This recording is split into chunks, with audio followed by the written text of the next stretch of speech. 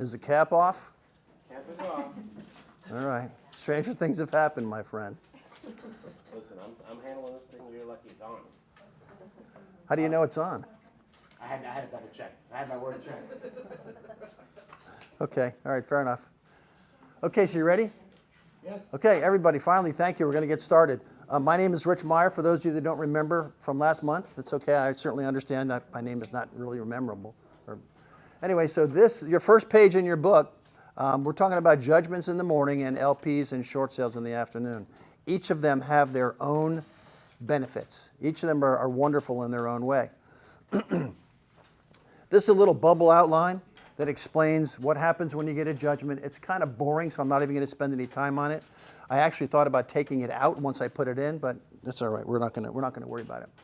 Okay, so the most important thing about working judgments is that the fact is we're going to work them by assignment. So we're not going to take any money out of our pocket to buy a judgment. Yeah, I know. First of all, does everybody know what a judgment is? Do we know?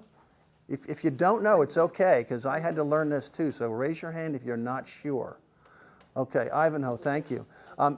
What a judgment is, and I'm going to keep it simple. Let's say I have a credit card from Citibank, and I use the card, and I get a bill of $5 or $6 grand, and I decide not to pay. Their only recourse is to sue me in civil court because it's not a criminal problem.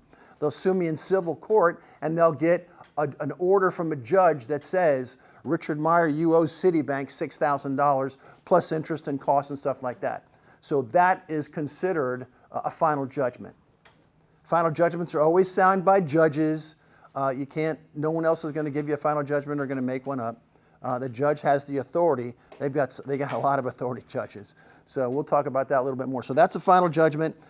They appear in the public records, and we're going to search for them a little bit later. I'm going to show you exactly what to look for and exactly what they smell like. Okay, Florida Statutes, Chapter 55, that's judgments. So you guys have a page where you have the whole statute there, and I want to cover a couple of them that are important.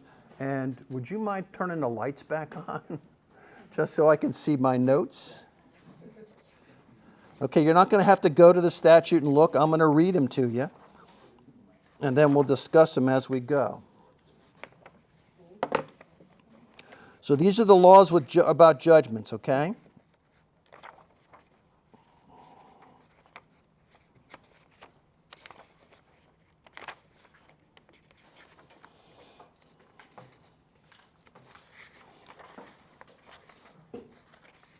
Okay, the first one we're going to talk about is Statute 5503, which is just about the interest rate, because I've had this question a lot, and a lot of the people that I'm teaching. The interest rate for the judgment is in the body of the judgment. It's in the body of the judgment. It stays the same throughout the entire life of the judgment, because as you're going to see in just a minute, the interest rate changes every year. The judiciary saw it upon their wisdom to change the interest rate every year, but your judgment remains the interest that's on the body. And we have a judgment we're going to go over in just a minute. So that's the interest in the judgment. That's 03. Okay, 55081. You don't have to memorize this or look at it, but these are important points that I want to bring to your attention. 55081.081 is the statute of limitations. A judgment is good for 20 years, but in Florida, they make it very difficult for plaintiffs to collect their judgment. That you have to jump through fiery hoops to make sure that you can get your judgment collected. So the judgment is good for 20 years, but it expires after 10. And you have the opportunity to renew it prior to the expiration date. And in the statute, and if we get that close of us having to do that, I'll coach you. I'll make sure that we don't make a mistake, because the window is really small. I think it's like the 90 days prior to expiration.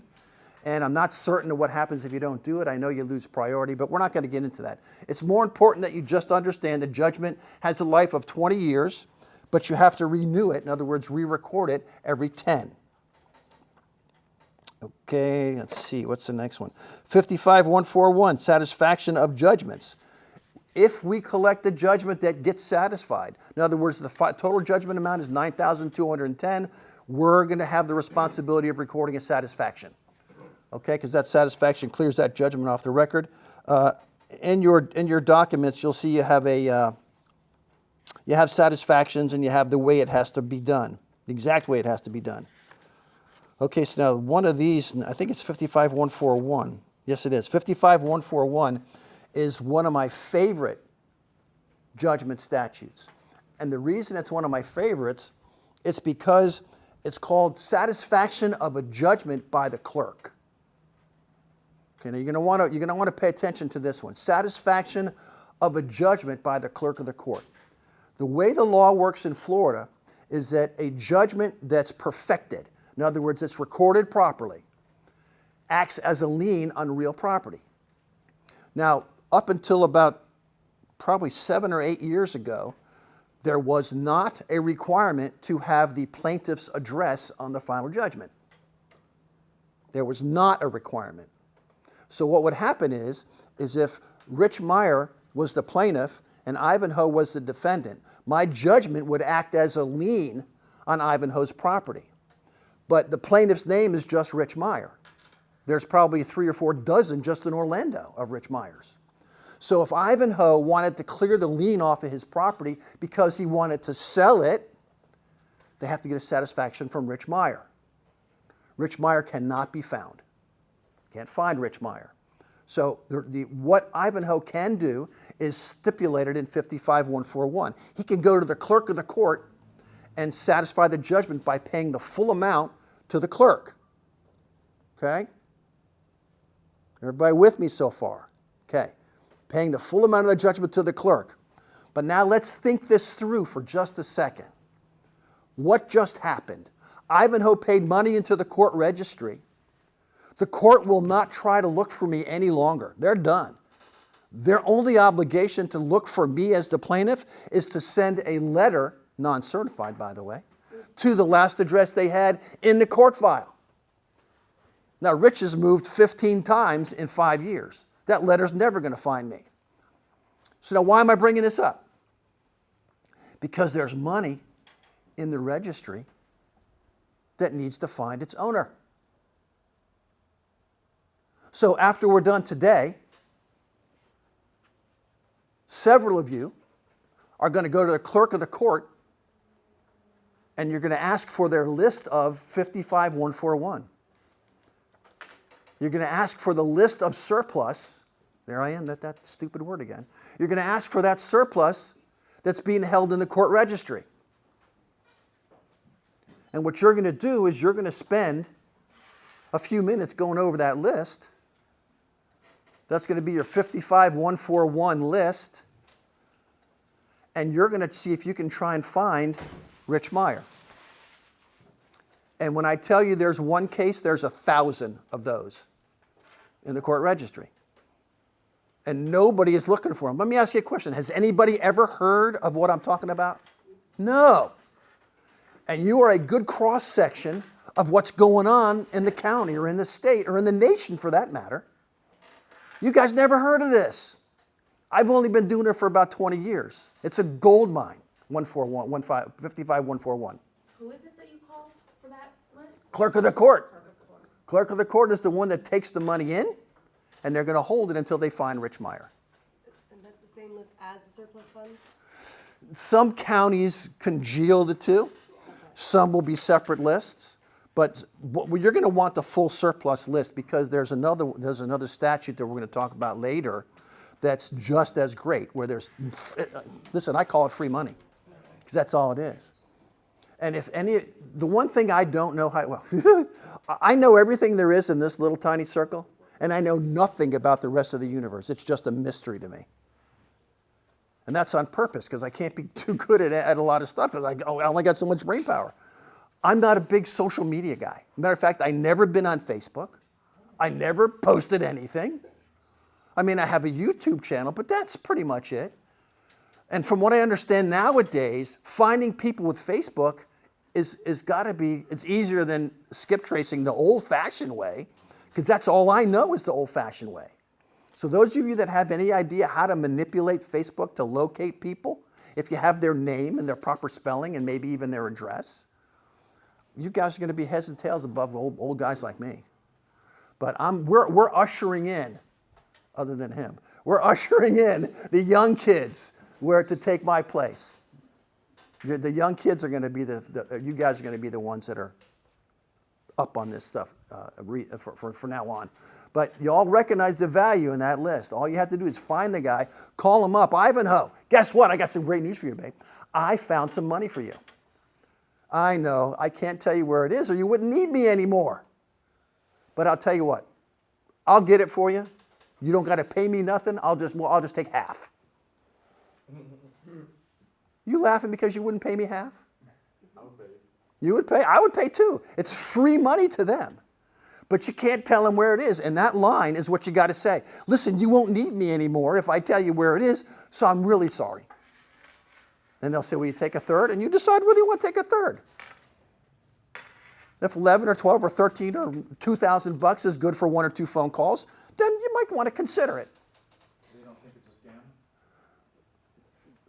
I can't tell you what they're going to think, but the fact is I don't want any of their money. I'm going to run all this through a lawyer. I'm not going to do it myself. But I can't tell you where it is. And if you still choose not to trust me, well, that's okay. And I'll go someplace else with my deals or my wares. But you can ask yourself, would you think it was a scam? I mean, if somebody sent me a text and said I found money for you, I might call them and vet it out as best I can. But I'm not going to give him any money or any information. So if that's what the scam is designed to get, I'm not going to ask for any of that. Yes? Do you have to go to the clerk of the court, or can you do it online? Some counties have it all posted online, like, for example, what county? Osceola. You've seen it already? I've looked into this a few times. Oh, and how far did you get? Very far. I found the owner of the, She's the reason you're here. Yeah. She started asking questions. Did you get the money? I was like, just call Rich. no, I stopped. Yeah. I didn't know how to go about it. We could go into that another time. Well, you're going to learn it right now. I know, It's that's what I'm easy. If going to get the money here, for sure, it's the little chihuahua over there. Well, I don't know her well enough to call her a chihuahua, but thank you. Okay, so, yeah. Is there a website that conglomerates all the data for you? No, you got to go to each individual clerk, and some clerks list it on the like Volusia, I think it lists it on their website. Other counties, you have to go to the clerk of the court.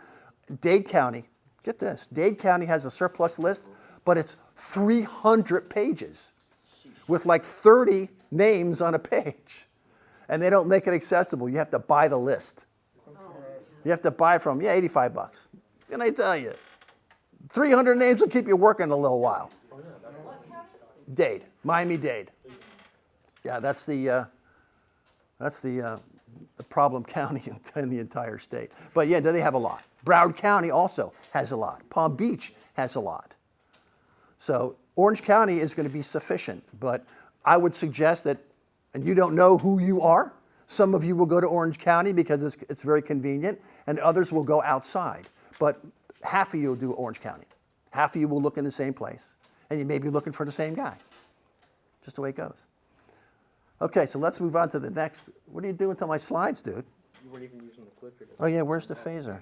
Oh, Trying to help you out, man. Make your life hard. We were talking and not displaying anything. okay, that's fine. Whatever you want to do. So we're trying to get it up, like, because you want to coordinate. You got to turn this on. Oh, it is It is on. on, yeah. Because like as you're talking, you want It's to on. coordinate with. There, I just turned it on, or is that off? You don't know. Okay.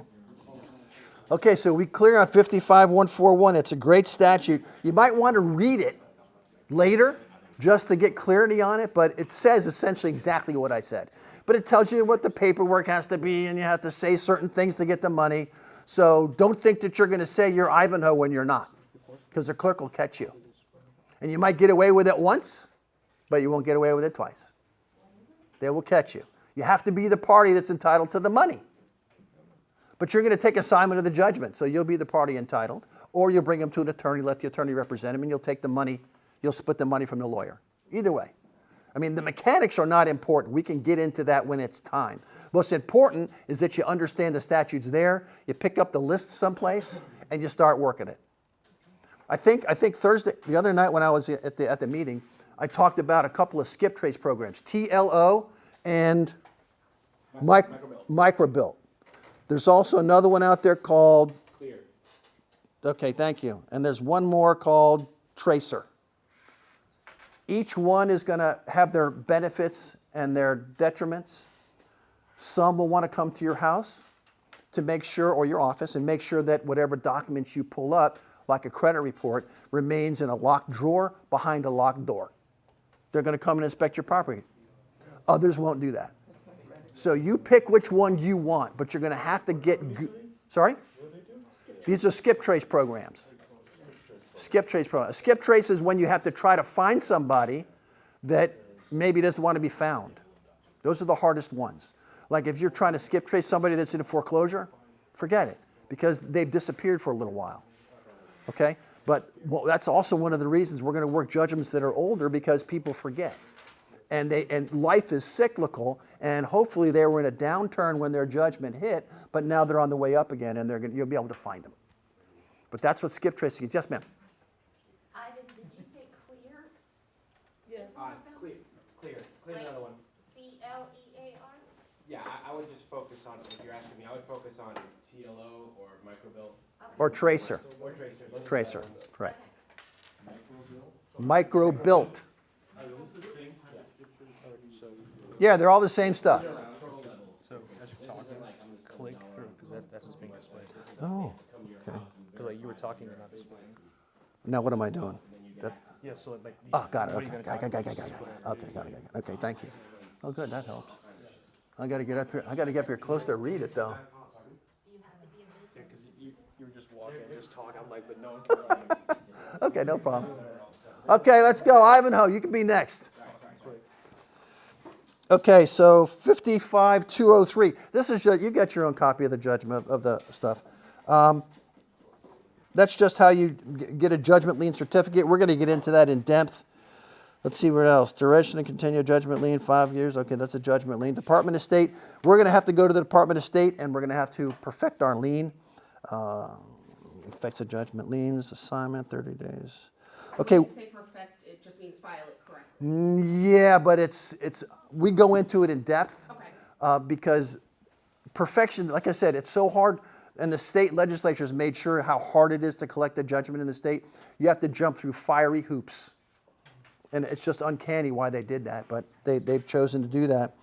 One of the things after we take assignment of our judgment, we're going to get a client, we're going to find a defendant, we're going to find their assets. Now we're going to go to a plaintiff and say, Mr. Plaintiff, we want to take assignment of your judgment. We think we can get it collected. I found some assets on Mr. Defendant.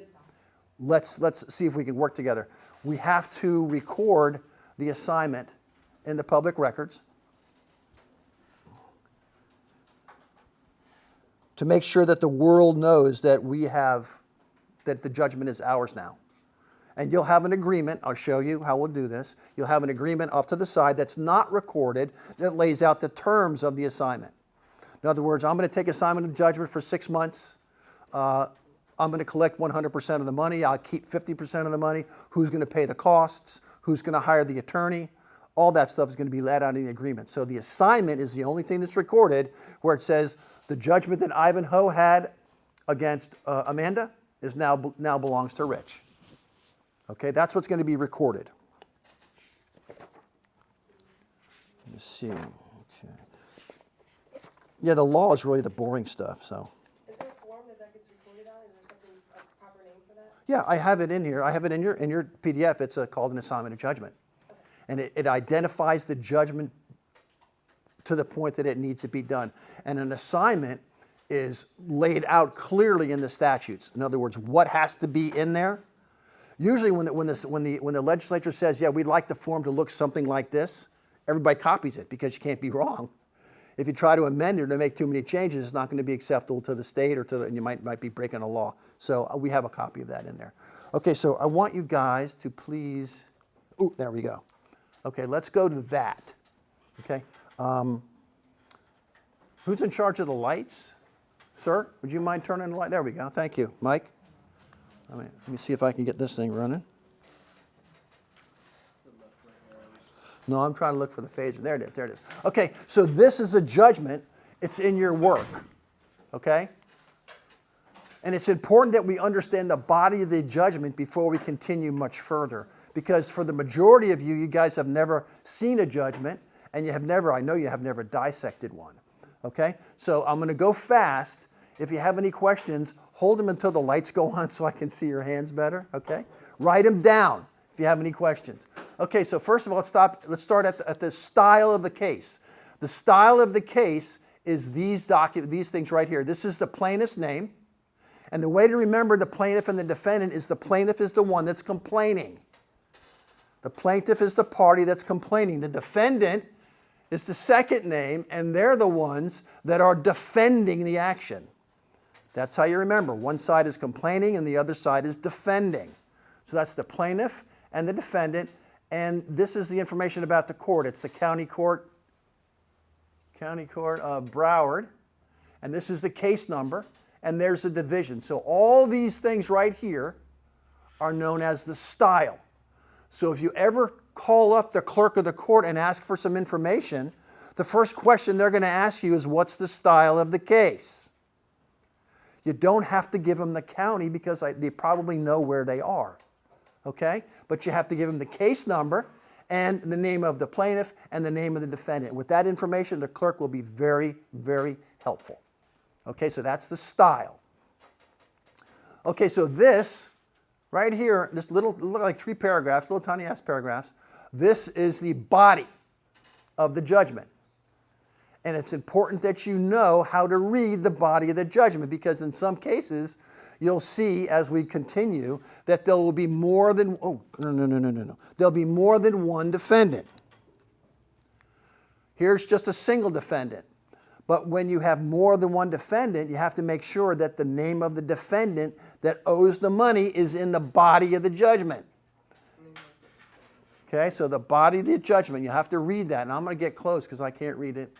Okay, here it says the court finding the defendant is indebted to the plaintiff to the sum of $2,800. It is adjudged that the plaintiff, capital One, a corporation, recover from the defendant, Peter, what's that name? Moody? Yeah, Peter Moody, in the principal sum. So it breaks out the amount that's owed. Principal, any prejudgment interest, any court costs or fees, and then it doesn't give you a total. You have to total up yourself.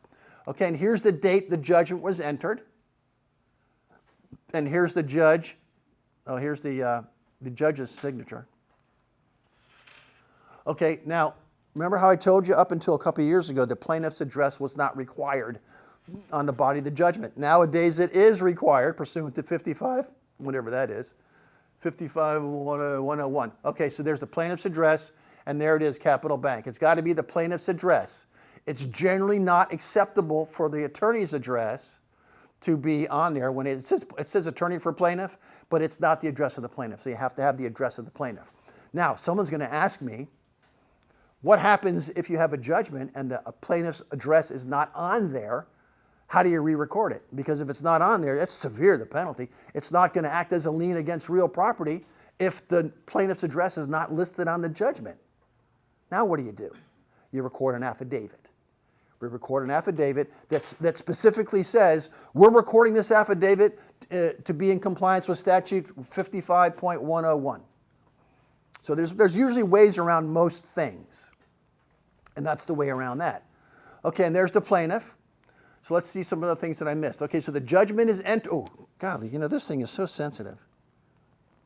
Maybe it's I got fat fingers. Okay, so this is all the stuff we've talked about. The body of the judgment, the style, the judge's signature. This is the attorney for the plaintiff. This is the plaintiff's address, and this is the defendant's name and address. Okay? It's pretty concise.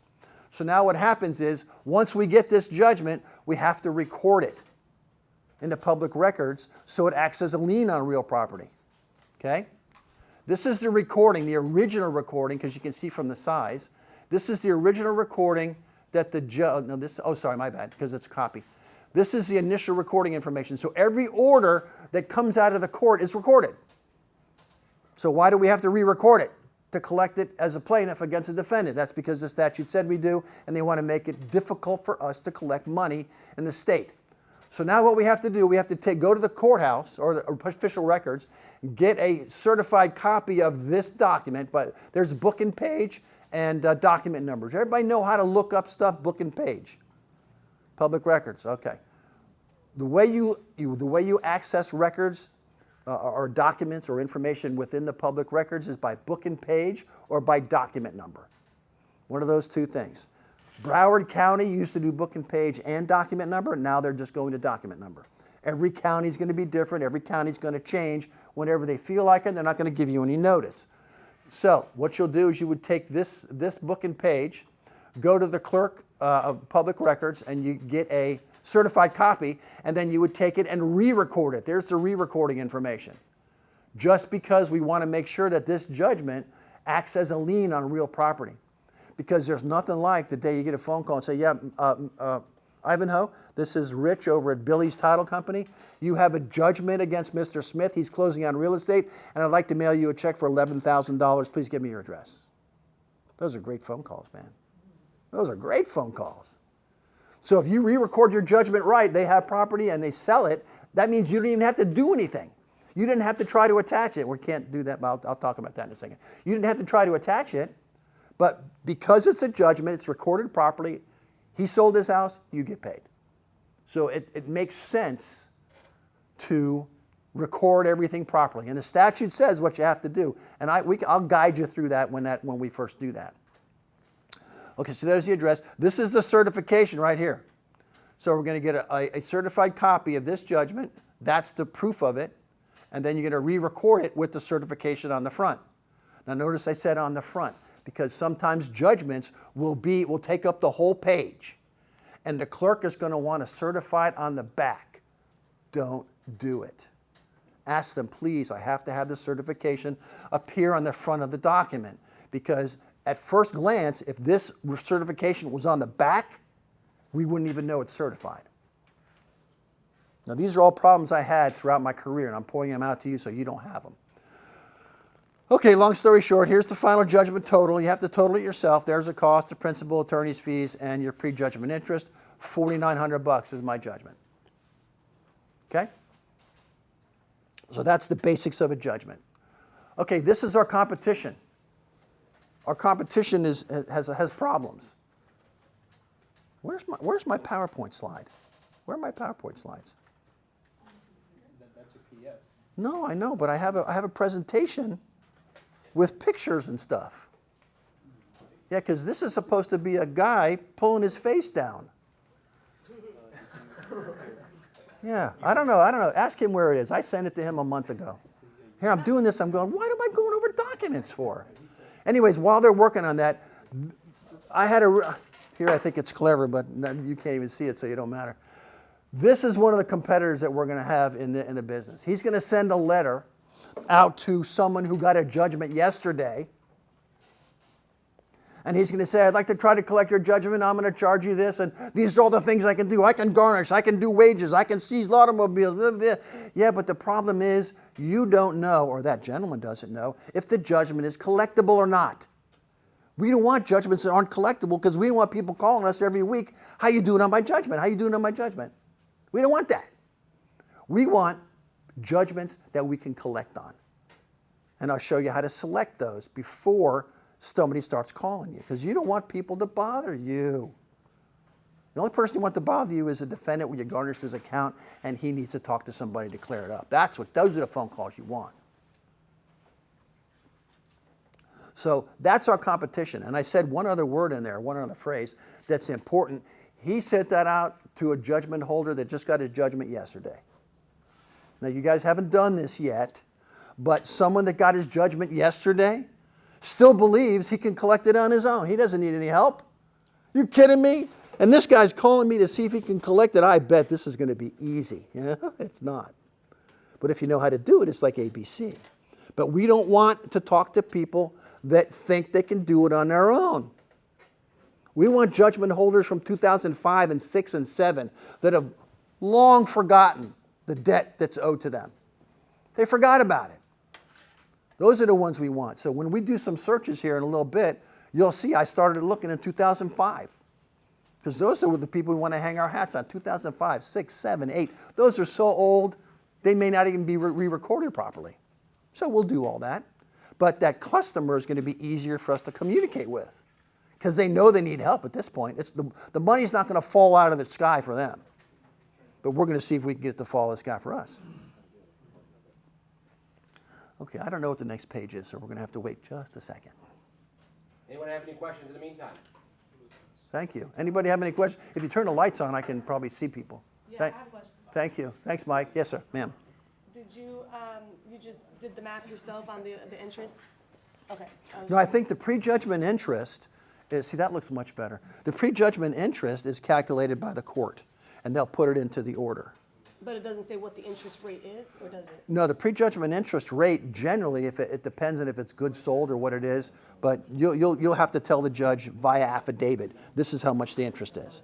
And the interest calculated is based on contract or statute.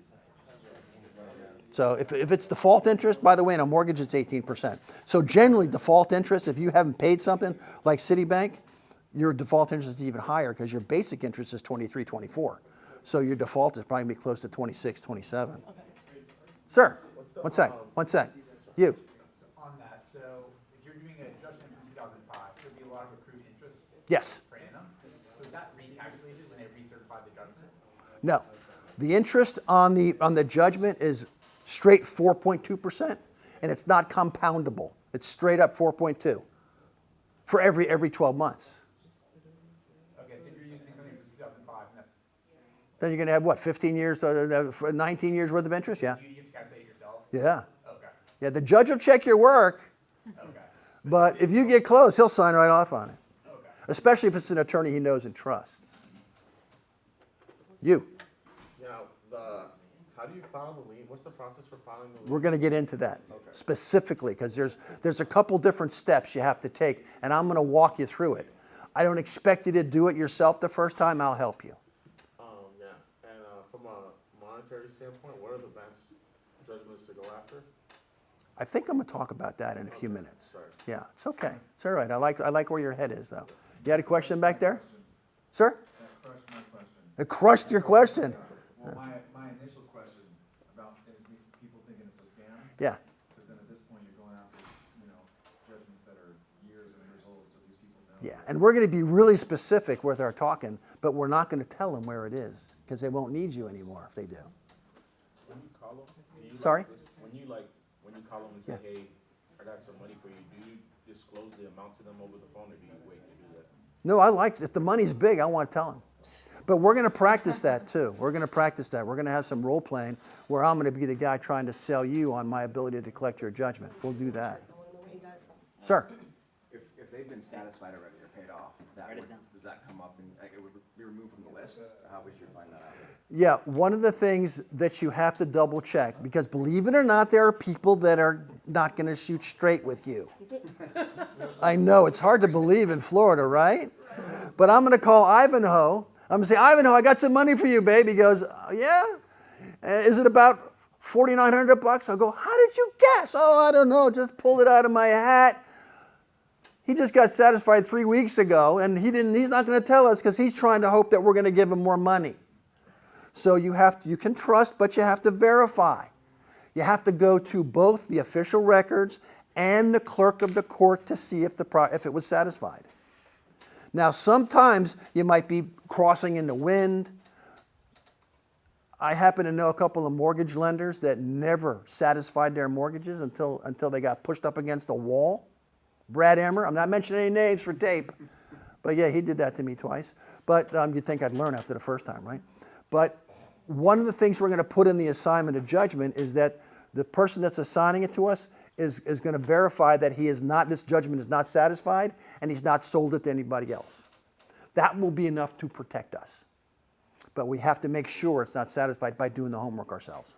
If you're calling the clerk, would they disclose that? Do they know? If it's on the docket sheet, you can find it yourself. You don't have to call them. Okay. And if it's in the It hasn't been, it hasn't. if it's in that small window, you're just unlucky, I guess. And Ivanhoe's a crook, but other than that, yes, sir. So what if the company that had the put on the judgment is no longer in business? Okay, this gentleman asked me, what happens if the plaintiff is not in business anymore? You just got to dig deep and find him. So all you got to do is find the owner of the company. That Yes, the president, preferably, will be someone that has the authority to assign the judgment to a defunct company. And then the other thing is, you said we're going to try to look after properties that are 2006, 2007. But I just pulled that out of my hat. I gotcha. 'Cause You can said- go back as far as you want, but judgments are only good for 20 years, so you don't want to go past 24. Didn't you say it has to be recorded every 10 years? 10 years, yeah. Within those 20. Has to be re-recorded every 10 years to extend its life. But just because it wasn't re-recorded doesn't mean we can't take assignment. It doesn't mean we can't do a garnishment or an auto levy. Gotcha. It's just not going to be a lien on real property. That's a sin. But you can get that. You can fix all that. But and it's a little more detailed. But I don't want to get crazy off in tangents. Everybody knows what Sunbiz is, right? Sunbiz.org. Yes. Go there to see if the business is still around. And even if they're not, what you do is you look for the last time they filed an annual report. The person that filed it generally has got to put their phone number in there. The person that filed it is a higher up, and they probably know where Ivanhoe's hiding now that his business is closed. Can you put me in touch with Ivanhoe? I got some money for him. It's okay. Yeah. So you talk to the person that filed the report. Don't just look on the report itself. Look on the written report on the bottom, because that's where the phone numbers are going to be. Okay, so 43. We got that squared away then. Okay. Any questions on wherever I'm stumbling around at? We got that up yet, dude? What do you want presented? I want to be the first. I want the first slide, and I'll hurry through them. The first slide, not that one. The first slide of this. Yeah. Okay, so make that big. What? You okay? Am I getting a little excited? I know. Okay, so I spent time doing this thing and we didn't even use it.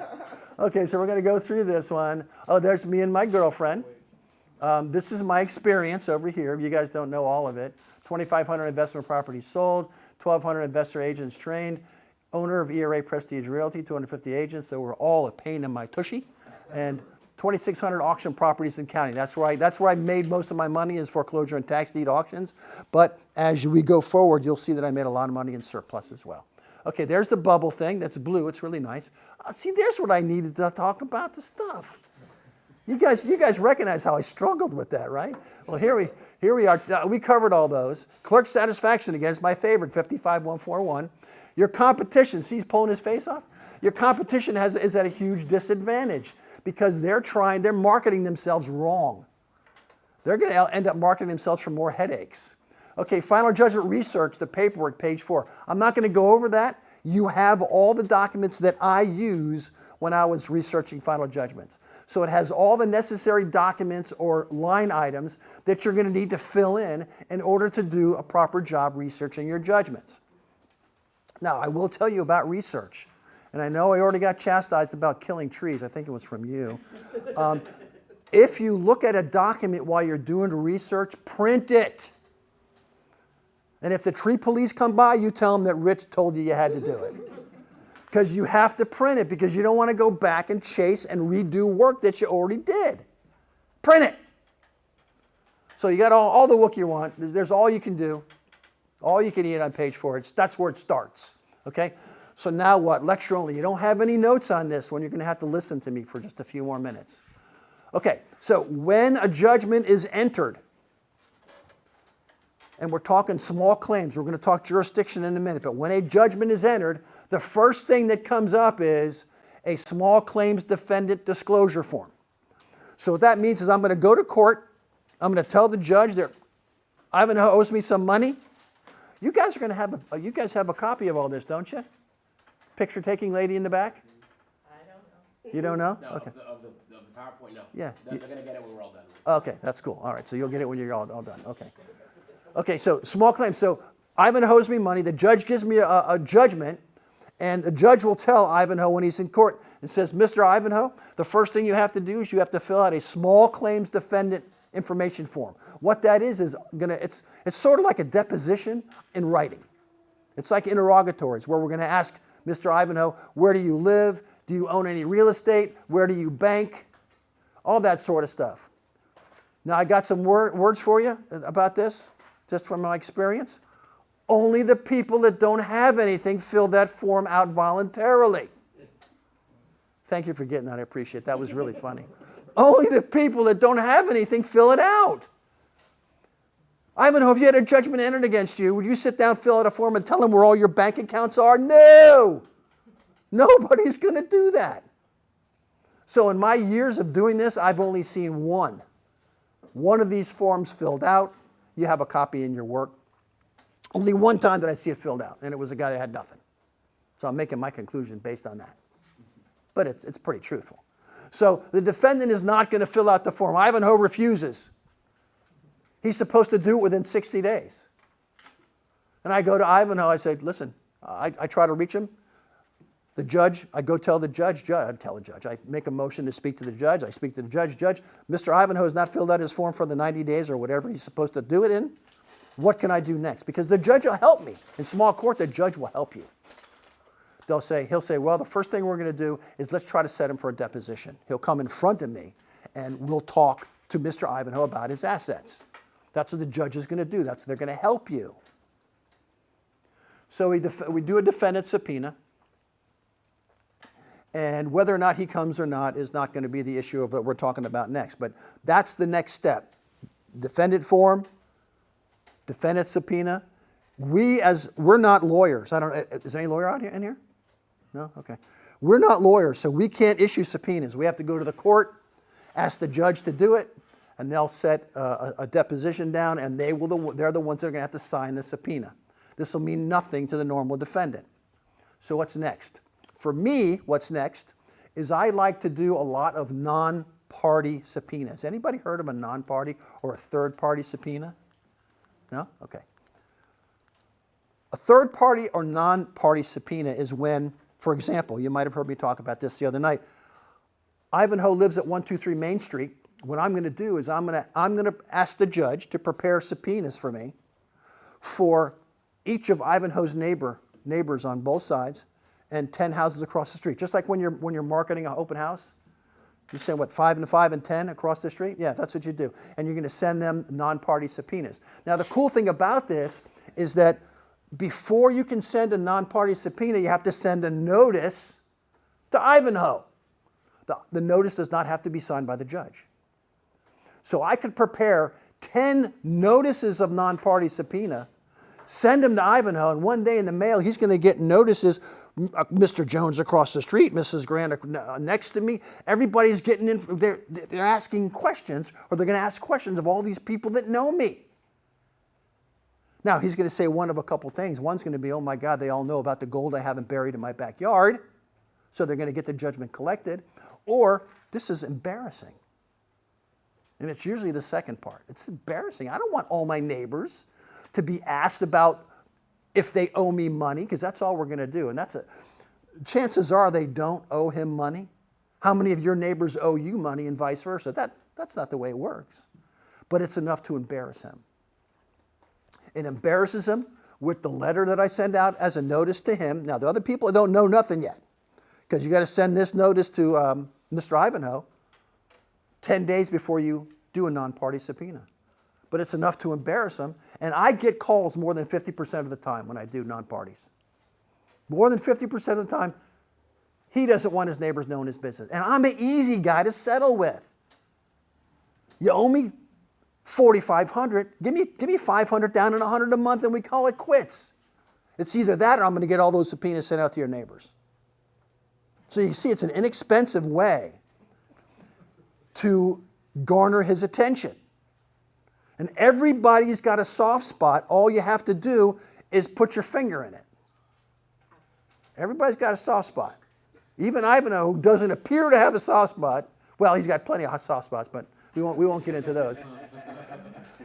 So that's my favorite. That's my all-time favorite, because it doesn't cost any money.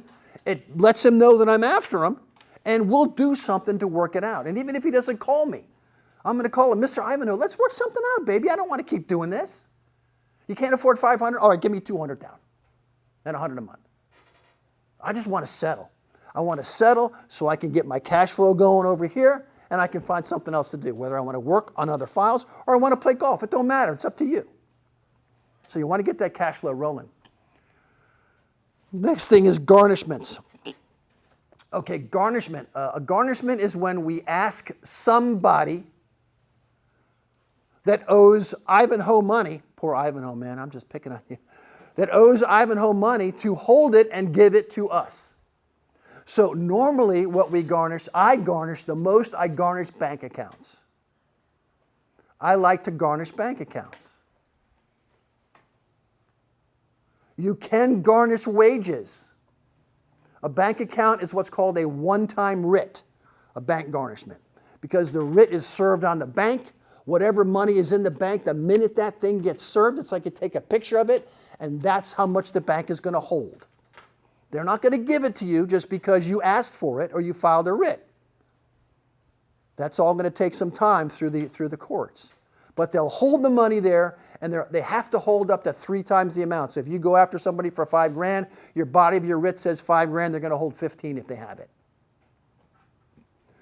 Ivanhoe's going to be upset, but that's a whole other story. We'll talk about that when we get into dealing with defendants.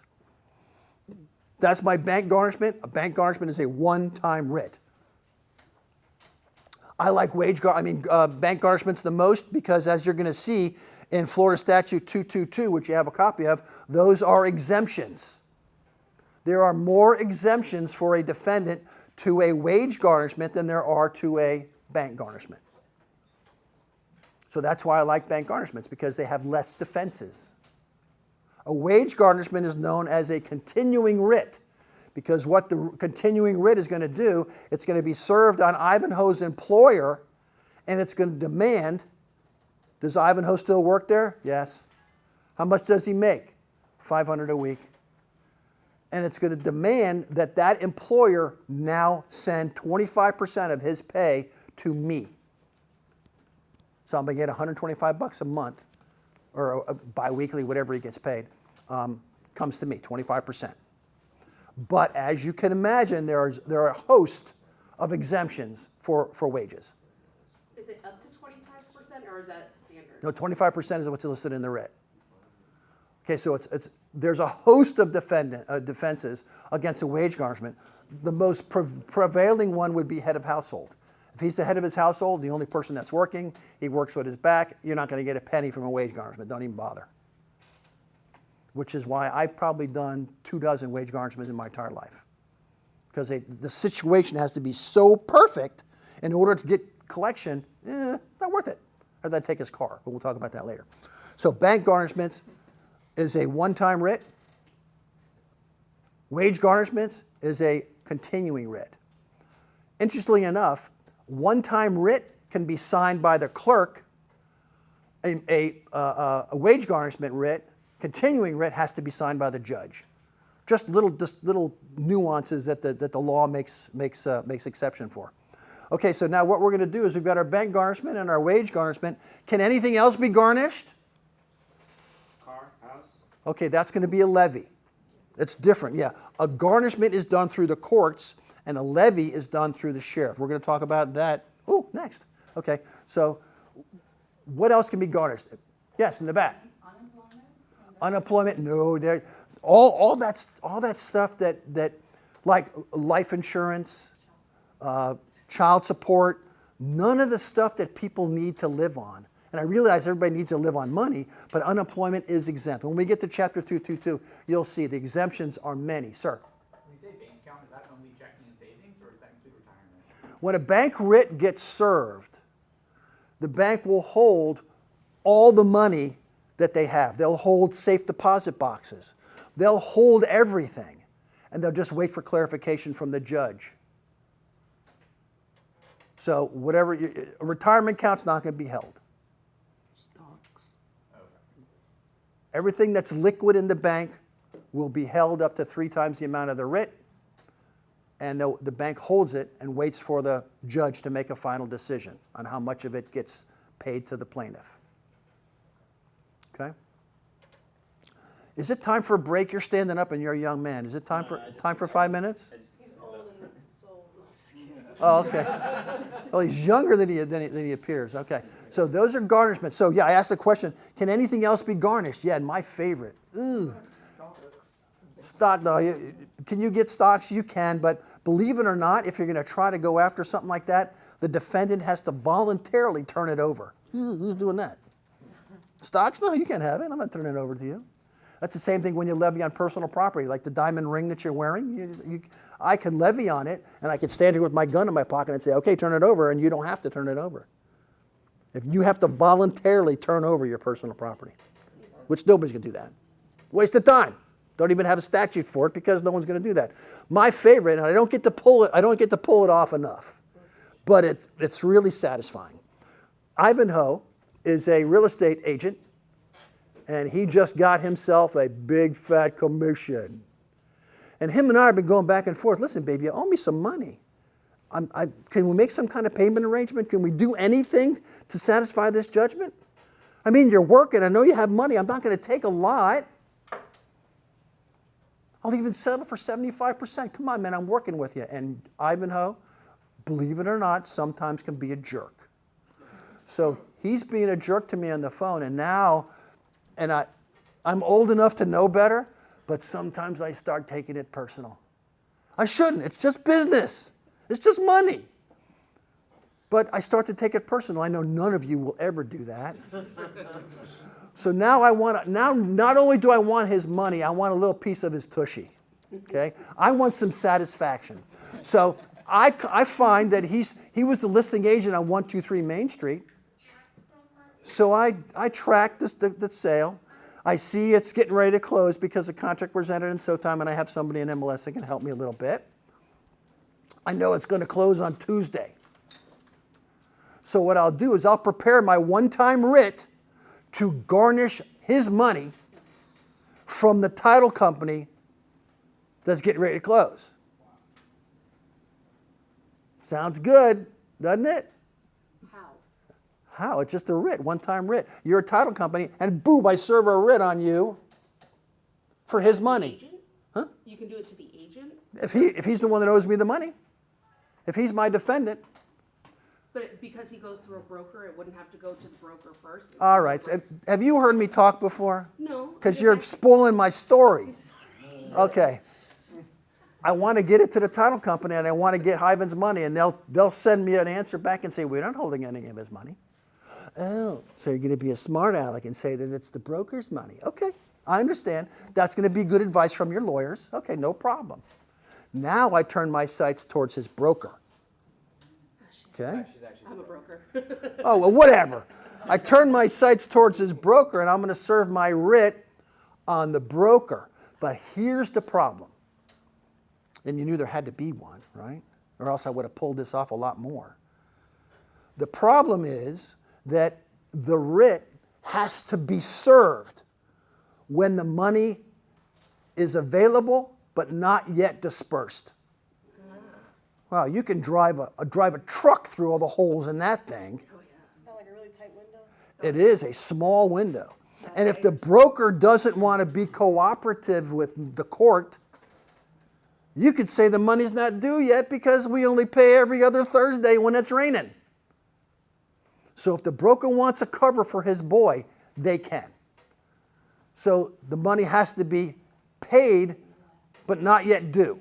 So it's a really crazy window, and even the worst lawyer in town can come up and drive a truck through all those through that big response. So it doesn't always work because the rules of the one-time writ are the writ's got to be there when the money's due but not yet paid. But you could see how much fun I had a couple times and it worked. Who signed that writ? The clerk of the court. Clerk of the court issues a one-time writ. The judge signs Wage garnishment. a garnishment writ. Yeah, a multi or a continuing writ. So that's only for realtors, but when it comes to, like, for example, other people at work in Yeah. industries. In other industries, I'm familiar with real estate, which is why it kind of hit a nerve with me. But yeah, if anybody owes you money, we can get the writ, but the writ's got to be timely. Okay. Now I want to quick talk about serving the writ. Serving the writ. You can go to the sheriff and get the sheriff to serve it, but they serve it whenever they feel like it. What I used to do when I was younger is I would hire a process server. God, his name just left me.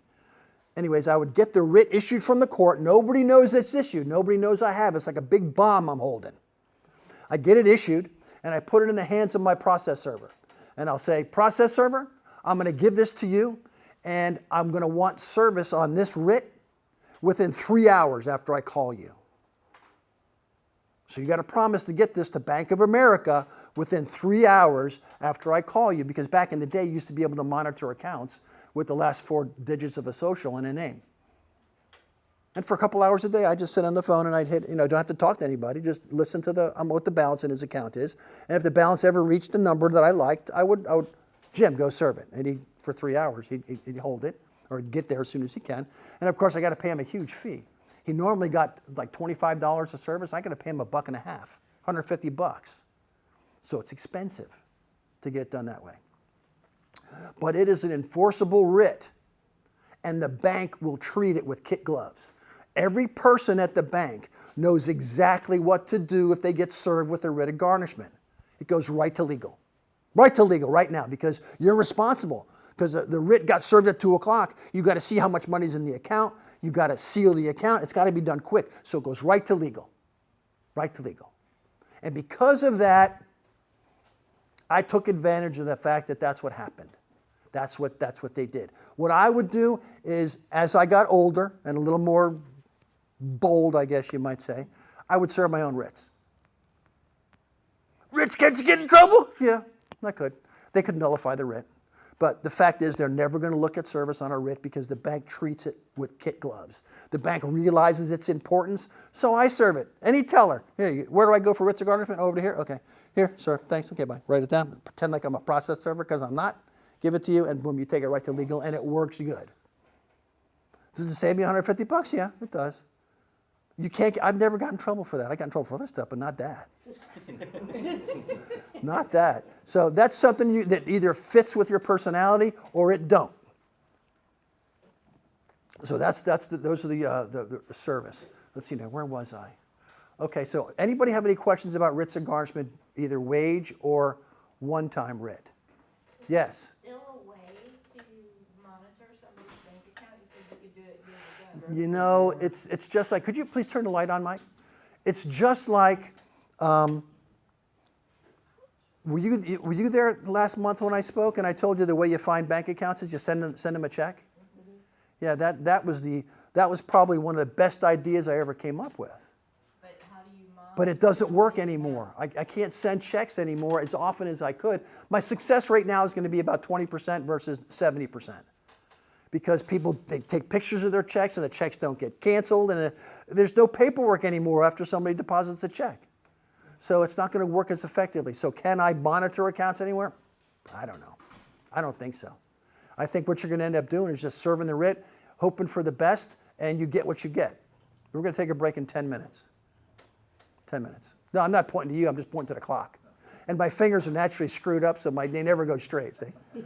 Okay, so I don't know if there's a way to do it anymore. You got to be like everybody else. In other words, you're turning yourself into a human. I know. You be human, you have to take a chance like everybody else does. But I got to tell you, I have to tell you this story because it leads up to another story later today.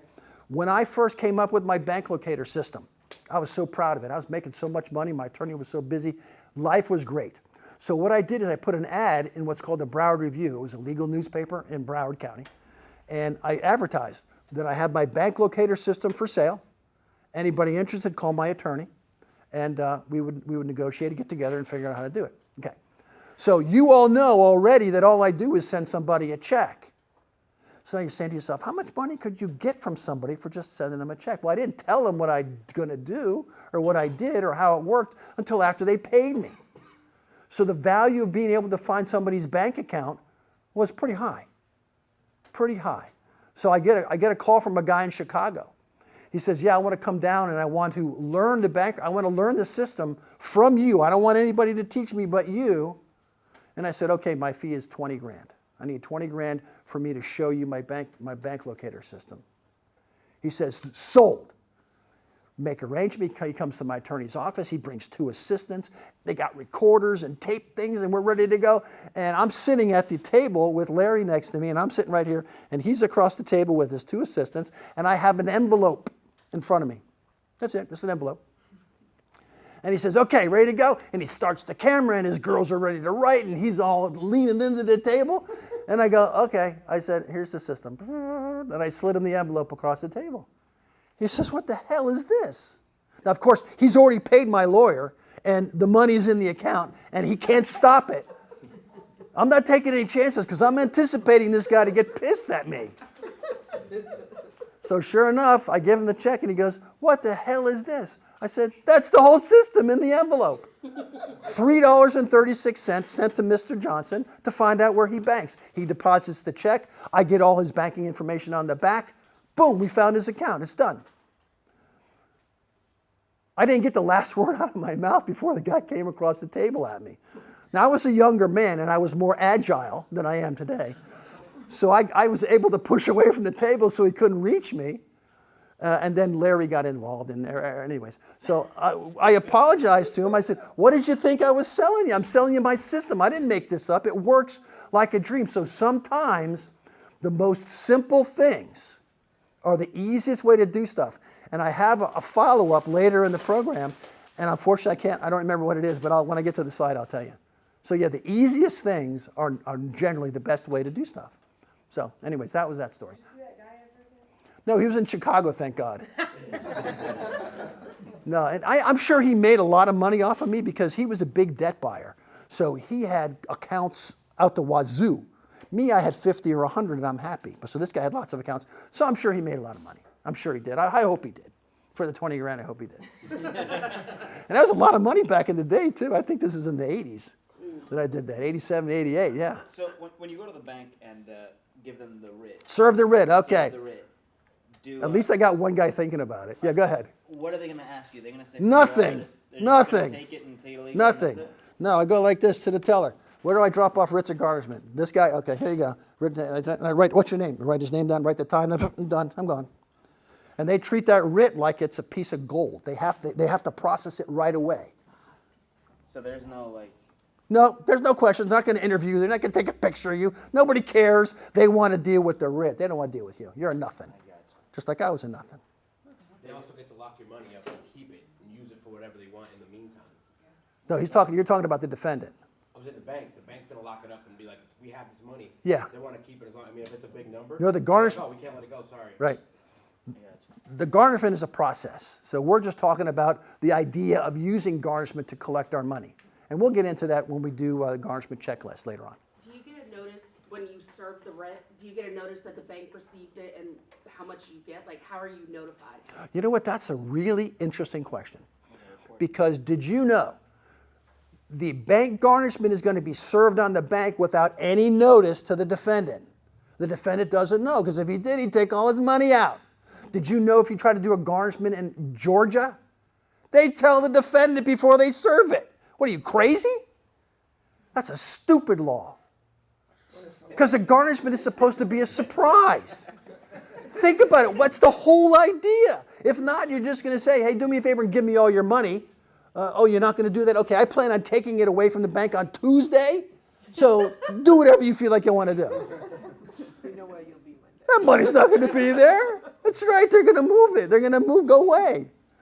So, okay, so that was a good question. Anybody else have a question about garnishments before we do levies? You said something about 3 hours. Was that like specific?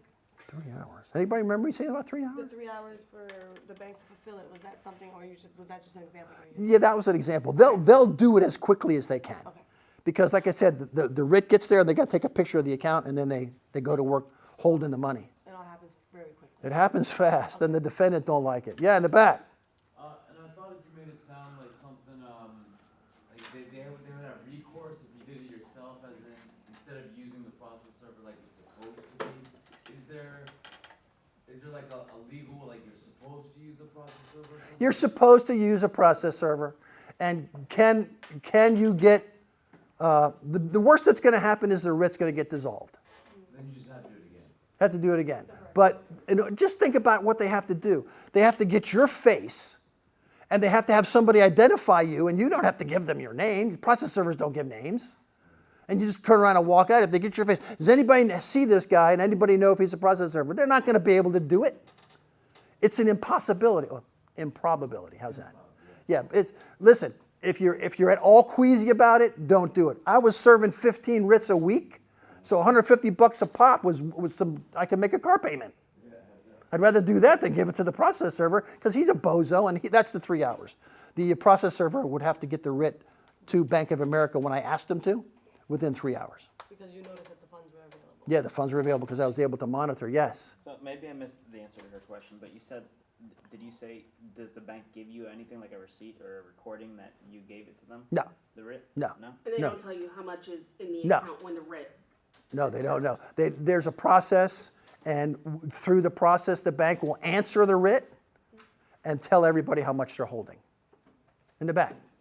In reference to the process server, do they have anything to do with DMV? Do they get any information? Unlike the sheriff has your information, you can pull that up and see what you. No, you have to know where the bank is, and you have to get the process server to go there. Please don't dwell on this. I was telling you what I did because I was doing so many writs. If you're doing 1 or 2 a week, just let the process server do it.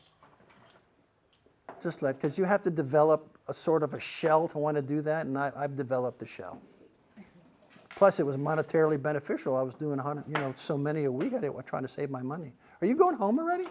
No, she's plugging her computer in. Oh, I was going to say, I'm thinking, gee whiz, this would be the earliest anybody left.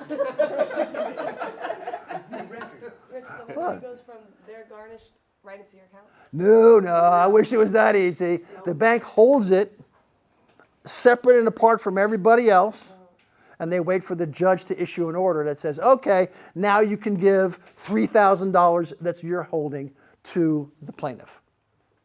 So no, the bank doesn't do anything without the court's order. But they pull it and hold it. They hold it off to the side where the defendant nor I could reach it. The plaintiff can't reach it. The defendant can't reach it either. Oh, by the way, all your checks bounce too. Sorry. Yeah. What if the judge orders that you have to give it back? Can you serve them again? What if the judge? What do you mean? So say the bank said I'm holding 10,000. Yeah, judge says you got to give it back because you don't have rights to it, and then you're like, no, I'm still owed a debt. Can you refile the writ? And You do it could again? you can always redo a writ. Okay. But I can't imagine why a judge would say I'm not entitled to the money if I am. If the judgment was satisfied or something like that, then yes, maybe. Okay. But you can do writs as many as you want. They cost $188 a piece. That's not bad. No. Considering what it cost you to file the lawsuit, $400 or $500. Sir. With the writs on the banks, is it only on personal banks, or can you do it on like somebody's business bank account as well? If the defendant is the business, then you can garnish the business bank account. So it has to be, the money has to be in the name of the defendant. And we're not going to go into husband and wife because that's a little more too detailed than we need today. But if the account is tenants by the entirety, husband and wife, you cannot attach part of it. You cannot attach Ivanhoe's money because it's an account with his wife. It's tenants by the entireties, and we'll talk about that during a break or something. I don't even think I talked about that. Ma'am, yes, ma'am. Employment garnishment, what happens when if he sees it or she sees it started to deduct on his paycheck and they quit? What happens from there? Then they find another job and they shut me down. Start the process all They over? shut me down. Yeah. But most people are not going to quit their jobs for that kind of money. The best thing to do with any kind of writ, bank or continuing, call the defendant and negotiate with him. If you're supposed to get 25% of his pay, listen, I won't take 25. If we can work this out, just give me $100 a month. Because the more defenses he has, the more willing you should be to collect less. But if you collect something and start the cash flow coming, at least you can put the file off to the side. It produces every month, and you don't got to worry about paying lawyers. Sir? So you said the cash flow goes to you. But what about the person who put the plaintiff? Well, ultimately it goes to the plaintiff, but if I'm 50-50 with the plaintiff and I get $100 a month, he gets 50. I got you. And I got to pay him myself. Okay. Okay, there's one thing I want to talk about before we break, and I forgot what it was. Anyways, okay, let's quick go to auto levies. Okay, you can levy on real estate. Thank you. You can levy on real estate, you can levy on autos, boats, airplanes, business assets, and other personal properties. Although every one of those writs are a little bit different. Now, in your workbook, when you get a chance, you don't got to do it now, you'll see what the cost of some of those levies are. Now, Orange County does not or did not provide me any information with regard to the cost of their writs. So I included one from Broward County from a couple years ago, I think maybe 10 or 15 years ago, from when I was doing business in Broward. When you levy on an automobile, you have got to put up a levy fee, which is probably going to be about $1,500. You've got to put up a cost deposit because the sheriff takes that automobile and delivers it to a tow company, and they charge you tow storage. I don't know if any of you guys ever had your car towed to see what that charge is. They bang you good. That's some of the most valuable real estate in the world, the land that the tow company has, because they charge so much money for it. And what's cool about that, well, I'll get into it, the tow company bids with the county every year for their tow business. Not only is it picking up wrecks from accidents and stuff like that, but it's cherry work like this, storing levies. And they charge $125 a day. It's like, come on, man. And you've got to put up a couple days worth of storage when you levy on an automobile. So that's the storage cost. So long story short, it's a little expensive to do an auto levy, but it's very successful. Your chances of success, 90%. And when I say success, that means getting some money from that guy. Because I don't want to take his car and sell it, because in Florida he has a $5,000 exemption. So if I sell it for $6,000, I don't even get my cost back. How many of you guys ever gone to a sheriff's sale? Besides you. Okay. Sheriff sales, there's some value there. For real estate, they have sheriff sales for value. You want to pick up a car, it's for value. You get some decent discounts because you're only bidding against you and Billy Bob. That's it. There's not many people at those sales. But the one thing you have to remember, and some of you might understand this term, you buy at the sheriff's sale subject to any existing liens. But you don't have to pay them, huh? How like that? So I got Ivanhoe, I got his Porsche, or whatever that fancy-ass car he drives is. I got his car up on the tow truck. It goes to the sheriff. We auction it off. His payment is $2,000 a month, but I get to drive it as long as I want. I get to drive it until the lien holder wants to try to take it from me. He's got to keep paying. If he doesn't pay, his car company is going to get mad, and they're going to say, okay, where's the car? We want to pick it up. And you'll say, Richard has it over at this house. Okay. And I wake up one morning and the car's gone. Okay, well, it was fun for a little while. But it might have cost me $500, $1,000 to drive it around, and he's going to make all the payments, and the ding goes on his credit report. So it's fun. When you're younger, it's fun. I'm not going to do it now because I don't even like that car. It's cheaper than renting a luxury car, right? It certainly is cheaper. Yeah. And it's fun. It's fun, especially if I got a bone to pick with Ivanhoe. Yeah, I know. I don't do that anymore, though. Okay, so real estate. You can levy on real estate. Lot less expensive to levy on real estate. All you have to do is pay for a title policy for the sheriff, so they make sure they know what they're doing. But again, you're doing a levy subject to the existing liens. Same with boats, airplanes, business assets, and other personal property. Although the caveat with personal property is a defendant has to willingly turn it over. That's not going to happen. I'm not going to spend too much time on boats, airplanes, and other business assets because if you can get your hands on them, the people will pay. And the way I say they're going to pay, which is the way most of my auto garnishments go, auto levies go, is we'll pick up Ivanhoe's car. The sheriff will be standing right next to the tow truck, and they'll call me and they say, Mr. Meyer, we've got Ivanhoe's car right here on the tow truck. That's okay, thank you very much. I'm going to call them right now. Hang up, call Ivanhoe. Ivanhoe, we got your car back, and go look in the parking lot and you can see it's on the back of a tow truck. And here's what we can do. You can give me the money to satisfy my judgment, or I can take the car away. I'm the only person that has the power to stop the levy. Rich, I'm the only guy, just like you and you and you. You're going to be the only person that has the power to stop that truck from taking his car away. And what does Ivanhoe want the most? Put the car down and let me have it. But I got to get some money out of you. If he owes me 10, okay, can you write me a check for 10? Okay, how about 9? How about 8? I need something. I got to pay these guys, and I'm going to take your car. Come on, I'm getting tired. And we'll settle on a number. I'll give you 5, and I'll give you $1,000 a month for 5 months. Okay, that's great. That's what I'm going to do. But you know what I'd really like for my $5,000? This is the second best thing I ever thought of. Is I want you to give me a secured place, either on the car or on some real estate you own. What does that mean? I want to be on your title as a lien holder, or I want to be on your real estate, and it's anything. I don't care if it's over encumbered, as a mortgage holder. Okay, I'll do it. You darn right you will, or I'll take your car away. So what I just do, I turned unsecured money into secured money. You know anybody else that's ever done that? You probably don't.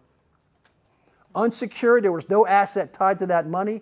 Now it's secured, tied to his house or to his car. Now what does that mean? That means I don't have to go through all the rigmarole with the sheriff to take that property away. I can go out there with a tow truck driver that has an investigator's license, go pick up this car, he owes me money. Vroom, done. And they pick it up and they take it away. So that's the difference between unsecured and secured debt. Secured debt, I have access to the asset. I can foreclose on his real estate. I don't care if it's upside down. I don't care. So the same thing goes for like the boat, the plane, all that. Yep, First yep. you gotta go in with the sheriff, Sheriff is going to be my man. but you gotta locate the thing first, right? Obviously, you have to locate the asset. So I know there's a place of public record where they list all boat owners or boats or something, and cars and planes. Cars is a little more difficult, but if you have any of the 3 skip trace programs, they'll give you information about automobiles. They probably do boats too, and airplanes. I've never done a boat or an airplane. So the larger the asset, the more likely the guy's going to roll over and say, okay, I'll do it. They'll acquiesce because they don't want to lose their stuff. Can't say that I blame them. Okay, let's take 5 minutes, or 10, what time is it? Turn the lights on, please. 10:37. 10:37? Okay, we'll go 10:50. Take a break.